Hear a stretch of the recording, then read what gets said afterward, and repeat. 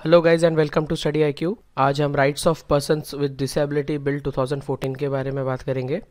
Rights of persons with disability bill फरवरी 2014 को introduce किया गया था, लेकिन उसको अभी फिलहाल दिसंबर 14 को ही राज्यसभा ने पास करा है। तो ये बहुत ही करंट टॉपिक है और बहुत ही इंपॉर्टेंट टॉपिक है, स्पेशली फॉर पीपल जो लॉ का एग्जाम्स दे रहे हैं, क्लैट दे रहे हैं या फिर यूपीएससी कैंडिडेट्स हैं। इसके अलावा जो कैंडिडेट्स इंटरव्यू वगैरह की तैयारी कर रहे हैं या फिर जीडी वगैरह की तैयारी कर रहे हैं, आजकल बहुत ही ज़्यादा करंट टॉपिक्स पे ऐसे क्वेश्चंस पूछ देते हैं या फिर जीडी में करंट टॉपिक्स डाल देते हैं, तो उनके लिए ये वीडियो बहुत ही लाभदायक होगा और आपको बहुत ज़्यादा फोल्डर मटेरियल मिल जाएंगे for preparing for your examinations. इसके अलावा भी अगर आपको इन सब न्यूज़ के बारे में जानकारी रखने की इंटरेस्ट है तो आप ये वीडियो देख सकते हैं और अपनी नॉलेज बढ़ा सकते हैं। मैं रोहित हूँ और मैं डॉक्टर गौरव गर्ग का एक स्टूडेंट हूँ और आज मैं आपको ये टॉपिक के बारे में कुछ बताने वाला हूँ। तो शुरू करते हैं आज का टॉपिक। सबसे पहले ये देखते हैं कि rights of persons with disabilities, इनकी जो राइट्स की डिमांड है वो कहाँ से शुरू हुआ। इसकी सफ़र शुरू होता है convention on rights of persons with disabilities जो हुआ था न्यूयॉर्क में। और ये क्यों हुआ था? ये इसलिए हुआ था क्योंकि अभी दुनिया का जो पॉपुलेशन है उसमें से लगभग 10% वो किसी न किसी डिसेबिलिटी के साथ रहते हैं और 10% ऑफ द ग्लोबल पॉपुलेशन एक बहुत ही बड़ा नंबर है। सो इनके राइट्स के लिए कुछ ना कुछ तो करना था, तो इसलिए यूनाइटेड नेशंस ने ये convention on rights of persons with disabilities का जो ट्रीटी है वो आगमन किया है। लगभग 1 billion people around the world वो किसी न किसी डिसेबिलिटीज के साथ जीते हैं और 80% ऑफ द टोटल डिसेबल्ड वो डेवलपिंग कंट्रीज में रहते हैं। वैसे देखा जाए तो डेवलपिंग कंट्रीज में नॉर्मल पॉपुलेशन को सस्टेन करने के लिए, इकोनॉमी को ठीक ठाक रखने के लिए भी बहुत दिक्कतें आती हैं। जो डिसेबल्ड पीपल हैं उनकी स्पेशल रिक्वायरमेंट्स होती हैं इंफ्रास्ट्रक्चर को लेके या फिर उनको कैसे पढ़ाया जाए, उनको कैसे एम्प्लॉयमेंट दी जाए। तो इनकी क्या है, नॉर्मल पॉपुलेशन से थोड़ा स्पेशल नीड्स होती हैं और ये स्पेशल नीड्स के लिए एक्स्ट्रा पैसा भी ज़रूरत होता है। लेकिन ये डेवलपिंग कंट्रीज़ के पास नॉर्मल पॉपुलेशन को सस्टेन करने के लिए भी ठीक ठाक पैसा का फ्लो नहीं रहता। तो आप तो छोड़ ही दीजिए कि जो डिसेबल्ड है या फिर स्पेशली चैलेंज्ड है तो उनकी कितनी दिक्कतें आती होंगी। तो इसलिए ये जो ट्रीटी है इसको ड्राफ्ट किया गया था दिसंबर 2006 में, इसको साइन किया गया मार्च 2007 में इन न्यूयॉर्क। और खुशी की बात यह है कि इंडिया भी इसका एक साइनिंग मेंबर था और यही convention on rights of person with disabilities को कानूनी तौर पर लागू करने के लिए ये rights of persons with disabilities bill 2014 का आगमन किया गया। ऐसे बात नहीं कि ये पहला बिल है, इससे पहले rights of persons with disabilities 1995 का एक बिल था, लेकिन वो बहुत ही टूथलेस था, वो इतना पावरफुल नहीं था। उसको और उसका पावर बढ़ाने के लिए, उसका परव्यू में और ज़्यादा डिसेबिलिटीज़ को इंक्लूड करने के लिए ये नया बिल को जो है आगमन किया गया। इससे हमारा जो ट्रीटी साइन हुआ था कन्वेंशन न्यूयॉर्क में, उसका जो टर्म्स एंड कंडीशंस थे वो भी फुलफिल हो रहे हैं। तो इससे कुल मिला के जो भी पर्सन्स डिफरेंटली एबल्ड हैं तो उनके लिए बहुत ही लाभदायी होगा ये। वैसे ये rights of persons with disability bill वो पास हो चुका है राज्यसभा से। जो कैंडिडेट्स कोई एमसीक्यू वगैरह एग्जाम्स के लिए प्रिपरेशन कर रहे हैं थोड़ा ध्यान में रखिएगा, क्योंकि ये एक करंट टॉपिक है। Ministry of social justice and empowerment के ऊपर क्वेश्चंस आने की चांसेस हैं, जैसे कि इनके मिनिस्टर कौन है या फिर थावरचंद गहलोत जी का नाम दे देंगे, बोलेंगे कि ये कौन से मिनिस्टर हैं, तो उस टाइप के क्वेश्चंस आने की चांसेस हैं। तो थोड़ा ध्यान रखिएगा इस स्लाइड। ये बिल जैसे मैंने बोला था कि इंट्रोड्यूस हुआ था फरवरी 2014 में और इसको राज्यसभा ने पास किया दिसंबर 14, 2016 में। अभी थोड़े की पॉइंट्स ऑफ द बिल जान लेते हैं जो कि आपको बेटर आंसर राइटिंग वगैरह में हेल्प कर सकते हैं।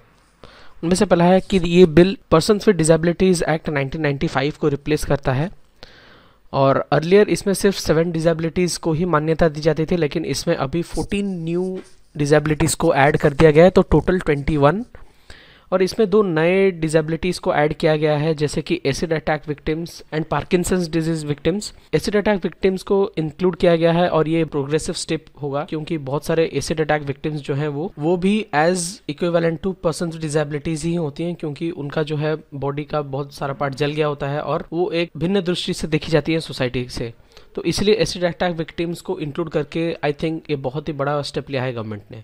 इसमें person with at least 40% of disabilities उन्हीं को ही एंटाइटल किया गया है certain benefits like educational institutes में आरक्षण, जॉब्स वगैरह में आरक्षण या फिर प्रमोशंस में रिजर्वेशंस एक्सेट्रा। इसके साथ ही साथ जितने भी public buildings, hospitals, modes of transports, polling stations वगैरह हैं, उनको भी डिसेबल्ड फ्रेंडली बनाने की जो है बात करी गई है। In case of any mentally ill person, 2 type के गार्डियनशिप को डिफाइन किया है इस बिल ने। उनमें से पहला है लिमिटेड गार्डियनशिप, जिसमें कि जो भी डिसीजंस होंगे अबाउट द पेशेंट, वो एक लिमिटेड गार्डियन डिसीजन लेगा in knowledge of the mentally ill person. यानी जो मेंटली इल पर्सन है वो बस डिजीज के दौर में ही अनकंट्रोलेबल हो जाता है, लेकिन बाकी टाइम पे वो अच्छी स्टेट ऑफ माइंड में रहता है। तो इसी के लिए जो लिमिटेड गार्डियनशिप होगा, उनमें जो भी डिसीजंस ली जाएंगे वो पेशेंट और लिमिटेड गार्डियन दोनों मिल के वो डिसीजन लेंगे। दूसरा टाइप का गार्डियनशिप है प्लेनरी गार्डियन, जिसमें कि जो फुल्ली मेंटली इल पर्सन होगा, जो कि कोई कुछ भी समझ रखने की जो है क्षमता नहीं रहेगा उसमें, उसी का रेस्पॉन्सिबिलिटी लेगा प्लेनरी गार्डियन, एंड कोई भी decision related to the patient वो प्लेनरी गार्डियन ही लेगा। लास्ट में है कि अगर ये एक्ट का कोई भी रूल वायलेट किया जाता है तो it will be punishable under law and imprisonment up to 6 months, और फाइन भी लगा दी जा सकती है 10,000 रुपीज़ की। यानी अगर आप ये एक्ट वायलेट करते हैं तो आपको इम्प्रिजनमेंट हो सकता है, या फिर सिर्फ पेनल्टी हो सकता है, या फिर इम्प्रिजनमेंट एंड पेनल्टी दोनों हो सकता है। तो ये आपको याद रखने के लिए बहुत ईजी होगा और इसको आप इजीली अपने आंसर राइटिंग वगैरह में यूज़ कर सकते हैं। ये बिल तो वैसे अभी तक बहुत ही पॉजिटिव पिक्चर हमने देखा है, लेकिन इसके भी कुछ की इश्यूज़ और क्रिटिसिजम्स हैं। सबसे पहले की इश्यूज़ के बारे में डिस्कस करते हैं। उनमें से पहला है कि ये बिल जो है पार्लियामेंट ने पास किया है, जो कि legal and financial obligations impose करता है स्टेट्स एंड म्यूनसिपैलिटीज़ के ऊपर, जबकि any matter regarding to disability is a state subject. तो यहाँ पे बोला जा रहा है कि पार्लियामेंट है वो अपना पावर इस्तेमाल करके स्टेट सब्जेक्ट्स पे भी यहाँ पे लॉ पास कर रहा है। तो जो कोऑपरेटिव फेडरलिज्म का दौर अभी तक ये गवर्नमेंट में हमने देखा है, तो कहीं ना कहीं वो कोऑपरेटिव फेडरलिज्म का जो फैब्रिक है वो वीकेंड होता नजर आ रहा है ये बिल पास होने की वजह से। दूसरा है बिल का जो फाइनेंशियल मेमोरेंडम है, वो कहीं भी इसमें जो भी खर्चे आने वाले हैं उनकी क्या एस्टिमेट्स होंगी और क्या फाइनेंशियल रिसोर्सेज चाहिए, वो तो उन चीज़ों को ये कहीं भी नहीं दर्शाता है। तो इसका मतलब ये totally at the whims of the ministries होंगी कि वो कितनी खर्चा कर सकते हैं, या फिर विम्स ऑफ द स्टेट्स होंगे कि वो कितना खर्चा कर सकते हैं। तीसरा है कि अभी अभी ये बिल लाया गया है और हम लोगों को पता है कि हम लोगों के डे टू डे लाइफ में भी हम लोगों ने देखा है कि डिसेबल्ड या फिर डिफरेंटली एबल्ड पर्सन्स के लिए नॉर्मल बिल्डिंग्स वगैरह को एक्सेस करने के लिए भी बहुत सारी डिफ़िकल्टीज़ होती हैं, क्योंकि वहाँ पे उनके लिए रैम्प्स वगैरह या फिर उनके स्पेशल नीड्स के लिए जो जो व्यवस्था होनी चाहिए वो नहीं रहती। तो इसी के लिए ये छोटी छोटी जो ओमिशंस हैं या फिर छोटी छोटी जो दिक्कतें हैं वो भी कहीं ना कहीं क्रिमिनल ऑफेंस की तरह इंटरप्रेट करी जा सकती हैं, अगर विदाउट टेकिंग एनी एक्शन ये बिल के तहत अगर कोई डिफरेंटली एबल्ड पर्सन ने कोई कंप्लेंट कर दी तो। फोर्थ की इशू है कि the bill does not lay down any principle for determination of guardians. जो लिमिटेड और प्लेनरी गार्डियनशिप्स का बात किया था मैंने मेंटली इल पर्सन्स के लिए, तो ये बिल कहीं पे भी क्लियरली ये नहीं बताता कि वो गार्डियंस को डिटरमिन कैसे किया जाए। क्या वो सगे संबंधी हो सकते हैं, या फिर कोई दोस्त हो सकता है, या फिर कोई रिलेटेड भाई बंधु हो सकता है, तो ये चीज़ कहीं पे लिखा नहीं गया है। तो ये भी एक पॉइंट ऑफ कन्फ्यूजन हो सकता है। अभी हाल ही में हफिंगटन पोस्ट में एक आर्टिकल आया था about this rights of persons with disabilities bill के बारे में, और इसमें कुछ क्रिटिसिजम्स लिखी गई थी जो कि मेरे ख्याल से बहुत ही इंपॉर्टेंस है, क्योंकि अगर आप कहीं पे आंसर लिख रहे हैं या फिर कोई एसेज लिख रहे हैं तो वो हमेशा बैलेंस्ड रहनी चाहिए। आपको पॉजिटिव्स भी लिखने चाहिए, नेगेटिव्स भी लिखने चाहिए, और अंत में एक इन्फ्रेंस भी ड्रॉ करनी चाहिए। तो अभी तक हमने तो पॉजिटिव्स डिस्कस कर लिया, की इश्यूज़ भी डिस्कस कर लिया, अभी क्रिटिसिज्म डिस्कस कर लेते हैं।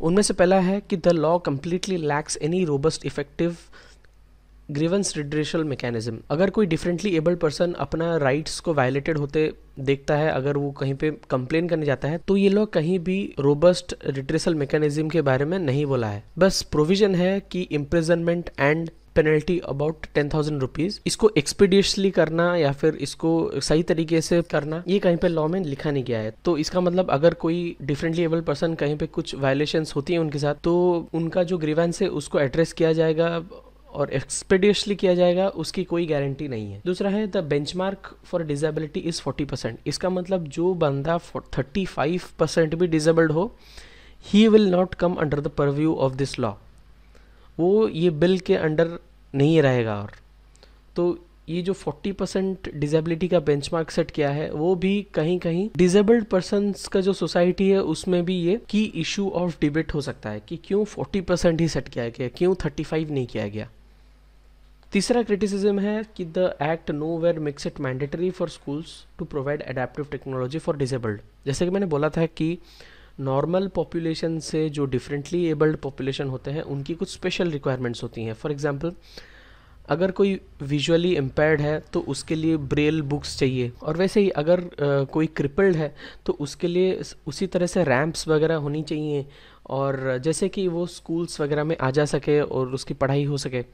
या फिर ऐसे स्क्रीन रीडिंग सॉफ्टवेयर्स होनी चाहिए जो कि स्क्रीन में जो भी टेक्स्ट लगा है उसको हेडफोन के थ्रू जो भी डिफरेंटली एबल्ड पर्सन है उस सुन सके without even seeing the screen. तो उसी टाइप का चीज़ को कहीं भी ये एक्ट ने मैंडेटरी नहीं किया हुआ है to provide in schools. And अगर आप एजुकेशन ही सही से नहीं प्रोवाइड कर रहे हैं तो उनकी एम्प्लॉयमेंट वगैरह तो बहुत ही अनसर्टेन हो जाएगा।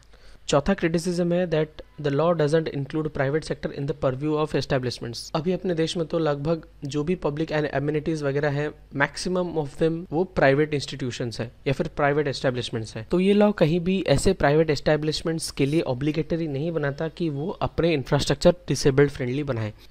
अभी चलते हैं कि कैसे ये जो rights of persons with disabilities bill है वो कैसे सस्टेनेबल डेवलपमेंट गोल को फुलफिल करते नजर आ रहे हैं। सबसे पहला एसडीजी है नो पॉवर्टी यानी गरीबी हटाओ। अगर हम डिफरेंटली एबल पर्सन्स को सही तरह से शिक्षा दे पाए, सही तरह से उनकी वोकेशनल ट्रेनिंग कर पाए तो आराम से वो अपने लिए कहीं पे जॉब ढूंढ सकते हैं या फिर वो अपने आप को सेल्फ एम्प्लॉयड कर सकते हैं। तो इससे क्या होगा, उनकी एक रेगुलर सोर्स ऑफ इनकम रहेगी और इससे गरीबी दूर होगी।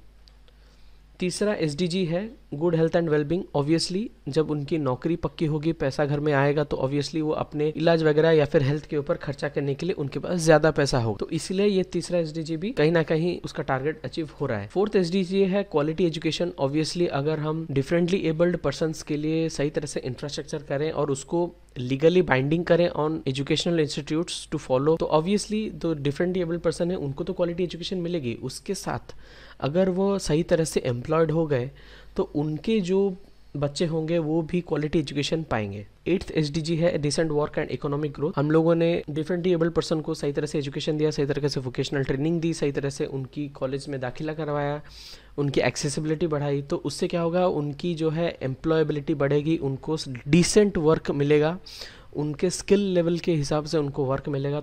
और लास्ट में है 10th एसडीजी रिड्यूस्ड इनइक्वालिटीज। वैसे एसडीजी के परव्यू में रिड्यूस्ड इनइक्वालिटीज के बहुत सारे डेफिनेशंस है, जैसे between rich and poor, between male and female, between different strata of the society.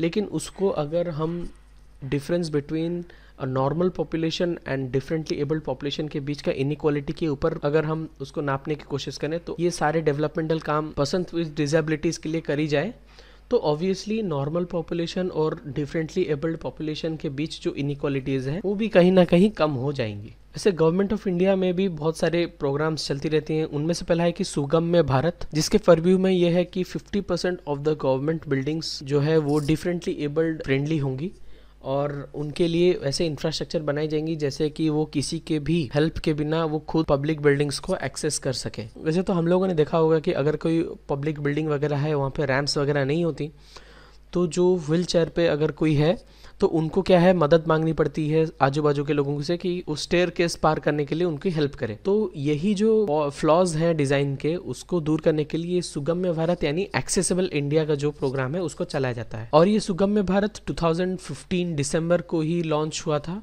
और इसी के तहत सुगम्य पुस्तकालय का इनॉग्रेशन किया गया है अगस्त 2016 में।